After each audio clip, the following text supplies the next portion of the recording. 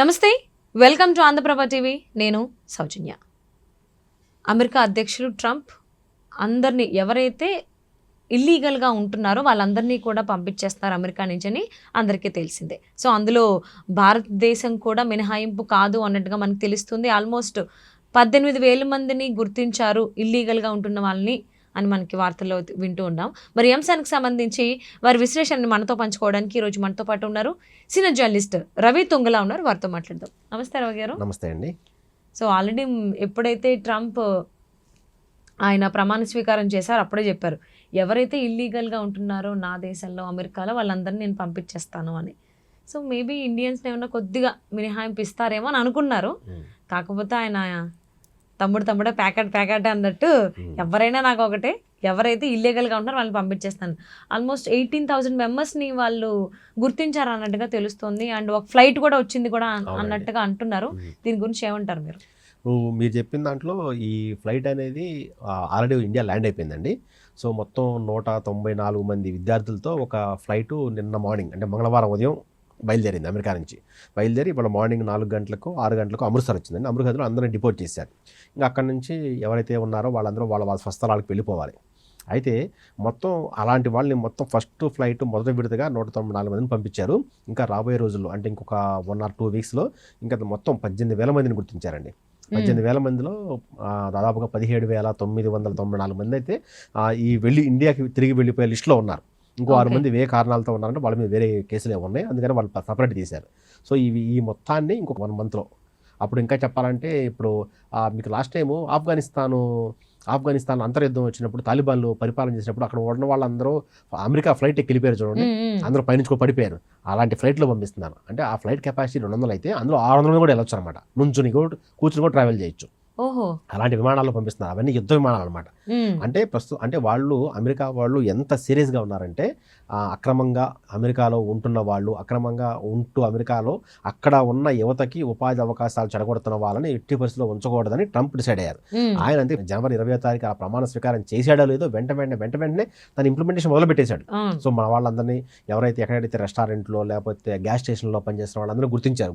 వాళ్ళ డీటెయిల్స్ అని తీసుకున్నారు, వాళ్ళ పాస్పోర్ట్లు తీసుకుని. సో పాస్పోర్ట్ రెన్యువల్ అయిపోయింది కాబట్టి అక్కడ నుంచి వెళ్ళిపోమని చెప్పి ఆర్డర్స్ అనేది అందుకే అక్కడ నుంచి పంపిస్తున్నారు.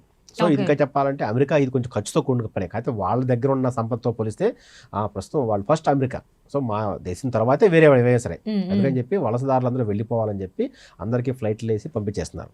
సో రాబోయే రోజుల్లో మన ఇండియాకి ఇంకో 10 ఫ్లైట్లు రావచ్చండి. ఇప్పుడు అంటే ఇంకా అక్కడ వాళ్ళు చెప్తున్న సోర్సెస్ ప్రకారం అయితే అలా మన వాళ్ళు ఇప్పటివరకు అయితే 18,000 మంది గుర్తించారు. ఇది స్టూడెంట్స్ని, వీళ్ళని కొంతమందిని అన్యాయంగా అక్రమంగా ఉంటున్న వాళ్ళని. అయితే రాబోయే రోజుల్లో ఈ సంఖ్య మరింత పెరిగి ఇంకా ఎక్కువ ఉండొచ్చు. దాదాపు 3 లక్షల మంది వరకు మన విద్యార్థులు ఉన్నారేమో డౌట్ కూడా ఉంది. దీని మీద చెప్తున్నారు మొత్తం మన భారతీయుల సంఖ్య చాలా ఉండొచ్చు. అయితే అందులో కొంతమంది H1B వీసా మీద వెళ్ళి కొంతమంది ప్రస్తుతం జాబ్ చేస్తున్నారు.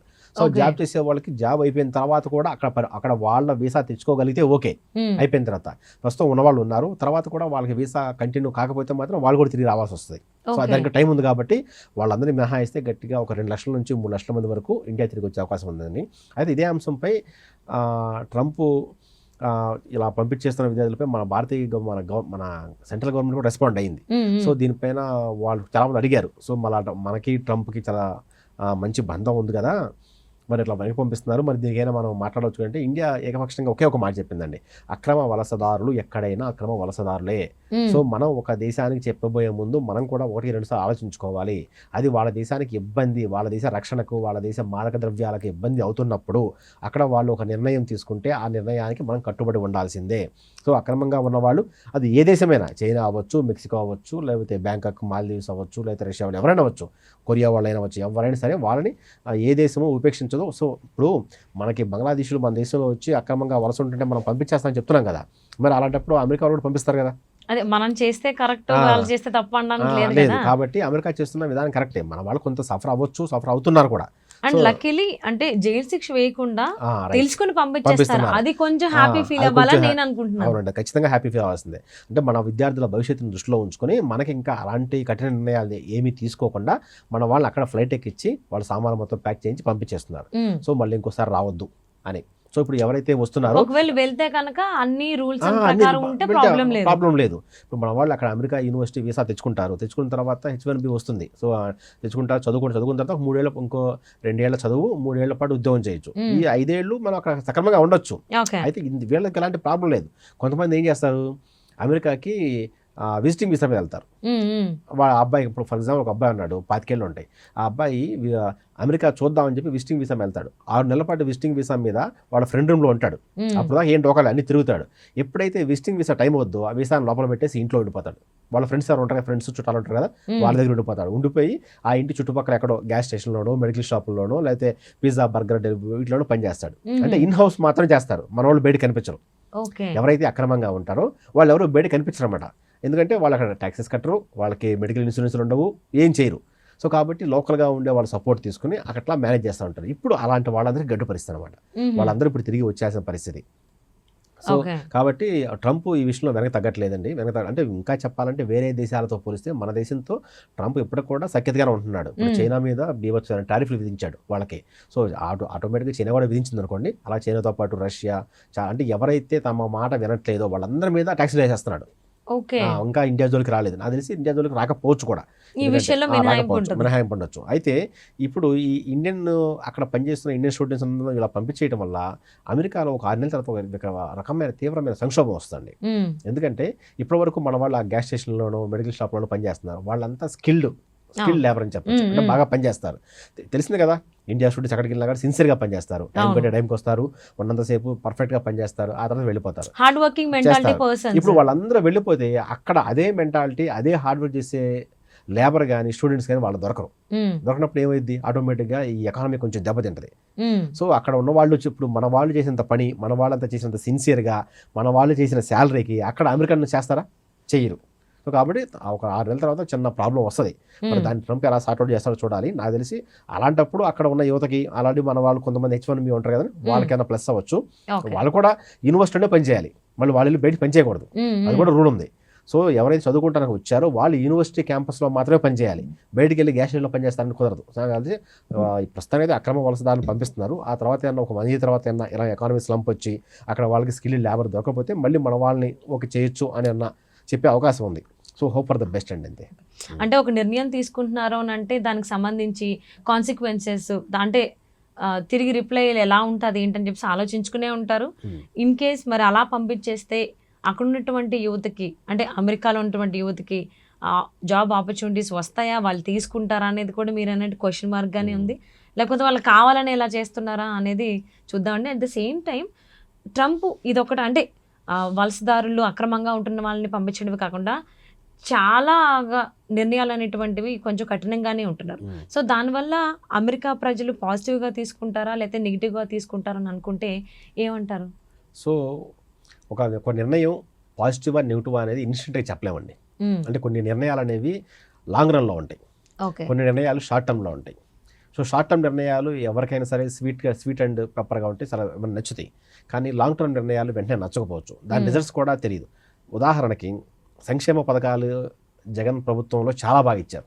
వేరే రాష్ట్రాలతో పోలిస్తే జగన్ ప్రభుత్వంలో ఇచ్చిన సంక్షేమ పథకాలు, ఇంకా చెప్పాలంటే వాళ్ళ ఇంట్లోంచి కదలకుండా వాళ్ళ ఇంటి వద్దకే రేషను, ఇంటి వద్దకే పింఛన్ అన్నీ ఇచ్చారు. ఇన్ని చేసినా కూడా జగన్ బీభత్సంగా ఓడిపోయాడు. అంటే సంక్షేమ పథకాల ఫలాలు అందినా కూడా ప్రజలు ఎక్స్పెక్ట్ చేస్తుంది ఇంకా చాలా ఉంది. సో నిజంగా ఈ పథకాలన్నీ అద్భుతంగా వాళ్ళకి నచ్చి వాళ్ళందరూ ఓటేస్తే మరి ఖచ్చితంగా జగనే గెలవాలి కదా. అంటే పథకాలు వేరు, నిర్ణయాలు వేరు. ఈ నిర్ణయాల అనుభవం రాబోయే రోజుల్లో ఇంకా ఎంతో మేలు చేస్తుందని జనాలు గుర్తించిన తర్వాత అప్పుడు పాజిటివ్గా మారుతారు. అంటే ఇప్పుడు అక్రమంగా ఉంటున్న వాళ్ళని ఇండియాకి పంపించేస్తున్నారు కదా, అంటే వాళ్ళ మీద ఏమన్నా బ్యాన్ అనేటువంటిది మార్కేసి పంపిస్తారా లేకపోతే నార్మల్గానే పంపించేసేటువంటి అవకాశం ఉందా? ప్రస్తుతానికైతే బ్యాన్ లాంటిది చేయట్లేదండి. అంటే మామూలు పంపించేస్తున్నారు. అయితే ఎవరైతే ఇండియాకి తిరిగి వచ్చేస్తారో వాళ్ళు మళ్ళీ ఇంకోసారి అమెరికా వెళ్ళే అవకాశం లేదు. ఓకే, ఇప్పుడు అక్రమంగా ఉంటున్న వాళ్ళు వచ్చేసి తిరిగి వెళ్ళే అవకాశం లేదు. ఎందుకంటే వాళ్ళకి విజిటింగ్ వీసా ఎవరు, వాళ్ళు చదువుకోవడానికి కూడా వీసా ఎవరు. ఓకే, ఇంకా అమెరికా వెళ్ళే అవకాశం లేదు. వాళ్ళు వేరే కంట్రీస్ ట్రై చేసుకోవాలి. అంటే యూకే, కెనడా, లేదా రష్యా, లేదా జర్మనీ, ఇటలీ అలాంటివి ట్రై చేసుకోవాలి. వాళ్ళకైతే మాత్రం మళ్ళీ ఇంకోసారి అమెరికా వెళ్ళే అవకాశం లేదని. ఎందుకంటే వాళ్ళు స్వచ్ఛందంగా 6 months బ్యాకే వాళ్ళు మాది అయిపోయింది మేము వెళ్ళిపోతాం చెప్తే ఇంకోసారి అవకాశం ఉండేది. కానీ అక్రమంగా ఉన్నారు కదా, అక్రమంగా ఉన్నదాన్ని అమెరికా ఎప్పుడు ఒప్పుకోదండి. అది కాక మీరు యూఎస్ ఇంటర్వ్యూకి రండి, వెళ్ళే స్టూడెంట్స్ అడగండి, వాళ్ళు చెప్పే అక్కడ యూఎస్ ఆఫీసర్ వాళ్ళు అడిగే మొట్టమొదటి ప్రశ్న చెప్పనా, చదువు అయిపోయిన తర్వాత నువ్వేం చేస్తావు, అని అడుగుతారు. దానికి మన వాళ్ళు చెప్పే సమాధానం చదువు అయిపోగానే నేను అక్కడ నుంచి ఇండియాకి తిరిగి వచ్చేస్తా అని చెప్తారు. కానీ ఎవరు తిరిగి రారు, కానీ సమాధానం ఇలాగే చెప్తారు. ఎందుకంటే అలా చెప్తేనే వీసా వస్తుంది, అది రూలు. ఎందుకంటే నువ్వు వచ్చి చదువుకోవడానికి మా దగ్గర ఉండిపోవడానికి కాదు అనే ఉద్దేశంతో వాళ్ళు ఇంటర్వ్యూ చేస్తారు, వీళ్ళు కూడా అలాగే చెప్తారు. కానీ మన వాళ్ళు అక్కడికి వెళ్ళి అక్కడే ఉండిపోతారు అనమాట.